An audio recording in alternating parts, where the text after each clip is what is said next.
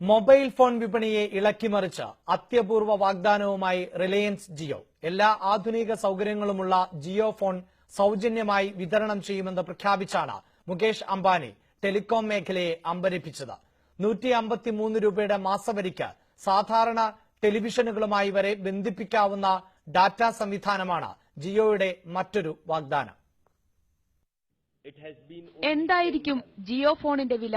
500 രൂപ മുതൽ 5000 രൂപ വരെ എന്ന് പ്രവചിച്ച് ഇന്ന് രാവിലെ വരെ വന്ന വാർത്തകളെല്ലാം തള്ളി Reliance industries chairman Mukesh Ambani പ്രഖ്യാപിച്ചു. The Jio phone will be available to all Indians for an effective price of ₹0. തീർത്തും സൌജന്യമായിരിക്കും ഫോൺ. ഉപയോക്താക്കളിൽ നിന്ന് 1500 രൂപയുടെ കരുതൽ നിക്ഷേപം സ്വീകരിക്കും. 36 മാസത്തിനു ശേഷം ഈ പണം തിരികെ നൽകും.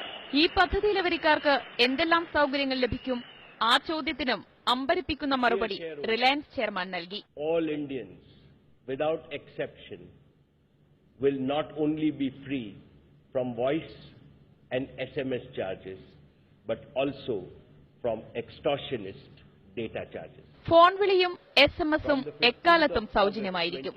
153 രൂപയുടെ മാസവരി സംഖ്യ അടയ്ക്കുമ്പോൾ ജിയോ ടിവിയിലേക്ക് കണക്ഷൻ ലഭിക്കാനുള്ള കേബിൾ ഉൾപ്പെടെ സൌജന്യമായി നൽകും. ഈ കേബിൾ ഉപയോഗിച്ച് സ്മാർട്ട് ടിവികളിൽ മാത്രമല്ല പഴയ മോഡൽ ടെലിവിഷനുകളിലും ജിയോയിൽ നിന്നുള്ള ചാനലുകൾ ലഭിക്കും.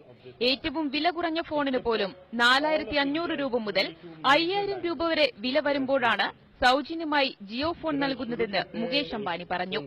അടിസ്ഥാന ഇന്റർനെറ്റ് സൌകര്യം പോലും ലഭ്യമല്ലാത്ത രാജ്യത്തെ 50 കോടി ഫീച്ചർ ഫോൺ ഉപയോക്താക്കളെയാണ് ജിയോ ലക്ഷ്യമിടുന്നത്. Favorite content such as live TV, movies, educational programs and mirror them from their Jio phone screen on the big television screen in their house.